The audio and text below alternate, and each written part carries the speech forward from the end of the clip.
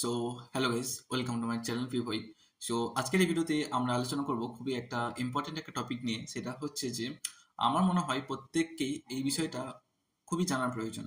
কারণ আজকের এই ভিডিওতে আমরা আলোচনা করব যে কিভাবে আমাদের যে ইনকাম করা টাকাকে আমরা সঠিকভাবে সেটাকে একটা কম্পাউন্ডিং করতে পারি। সো তোমরা জানো অবশ্যই যে পাওয়ার অফ কম্পাউন্ডিং কতটা ইম্পর্টেন্ট, ঠিক আছে?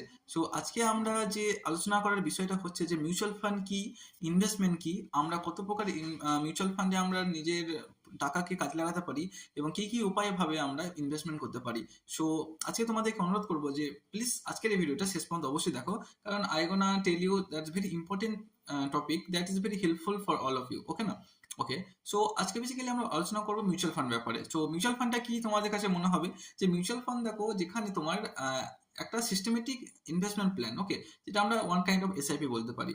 সেখানে কি হয় যে অনেকগুলো ওয়ান ব্রাঞ্চ অফ স্টক, ওকে, যেখানে অনেকগুলো স্টক একটা ফান্ড অ্যাসেটের মধ্যে লাগা থাকে, যেখানে ফান্ড ম্যানেজার থাকে। সে কি করে আমাদের টাকাকে কন্টিনিউয়াসলি তারা আলাদা আলাদা স্টকের মধ্যে ইনভেস্ট করে সেই টাকাটাকে একটা রিটার্ন দিয়ে দেয় আমাদেরকে পার ইয়ার, যেটা যে যেমন ভাবে করতে পারে, like 5 years, 10 years, 15 years, 20 years, okay. যার যেরকম ক্যাপাসিটি থাকে, যে যেরকম ভাবে টাইম ডিউরেশন থাকে, তাকে সেরকম ভাবে সে ইনভেস্টমেন্ট করে। সো মিউচুয়াল ফান্ড আমাদের সাধারণত তিন রকমের মিউচুয়াল ফান্ড হতে থাকে। একটা হচ্ছে তোমার লার্জ ক্যাপ, ওকে, একটা হচ্ছে মিড ক্যাপ, ওকে, আর একটা হচ্ছে তোমার স্মল ক্যাপ, ওকে। এবার তুমি বলবে লার্জ ক্যাপ কি, যেটাকে আমরা লার্জ ক্যাপ বা লার্জ ক্যাপিটাল বলি, মিড ক্যাপ বা মিড ক্যাপিটাল, বা এটা তোমার স্মল ক্যাপিটাল, ওকে। স্মল ক্যাপিটালের মধ্যে দেখো সব থেকে বেশি রিটার্ন দেয়, বাট এখানে সব থেকে বেশি রিস্কও থাকে।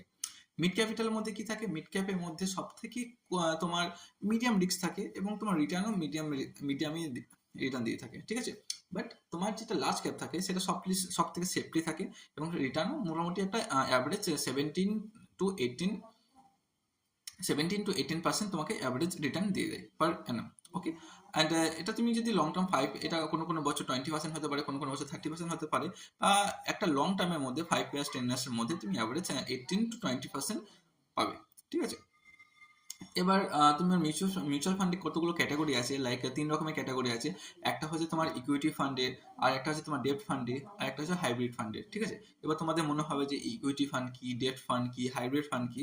এগুলো হচ্ছে এমন একটা তোমার মিডিয়াম যেখানে তোমার যেখানে তোমার টাকাকে অ্যাজ এ মিউচুয়াল ফান্ড হিসাবে তুমি ইনভেস্ট করতে পারবে, ওকে। সেটা এটা এবার তুমি দু রকমের তুমি এবার যখন মিউচুয়াল ফান্ড বা এসআইপি যখন করতে যাবে তখন মেথডের সম্মুখীন হবে।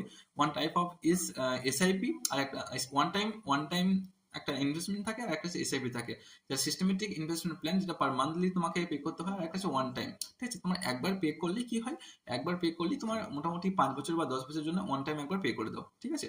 সো আমি সবাইকে প্রিফার করবো যে তোমরা যদি ওয়ান মান্থে যদি পে পার মান্থ যদি পে না করতে পারো, ঠিক আছে, বাট তুমি চাইলে অ্যাবাউট 5 to 10 ইয়ার্সের জন্য ওয়ান টাইমের জন্য তুমি করে নিতে পারবে।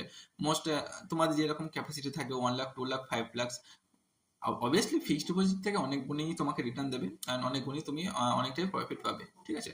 That is. এবং আমি যদি আলোচনা করতে চাই ইনভেস্টমেন্ট নিয়ে, ইনভেস্টমেন্টটা দেখো, ইনভেস্টমেন্টটা হচ্ছে একটা লং প্রসেস, লেন্দি প্রসেস, ঠিক আছে। তোমাকে এটা যখনই তুমি ইনভেস্টমেন্ট করতে যাবে, তোমার কাছে 7টা অপরচুনিটি আসবে। 7টা অপরচুনিটি কি কি?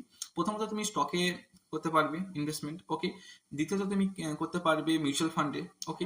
তৃতীয়ত তুমি করতে পারবে তোমার রিয়েল এস্টেটে, ওকে। 4 নম্বর তোমার হবে লাইসেন্স, তোমার লাইফ ইন্স্যুরেন্সে, ওকে। 5 নম্বর তুমি থেকে যাবে বন্ডের মধ্যে, ঠিক আছে।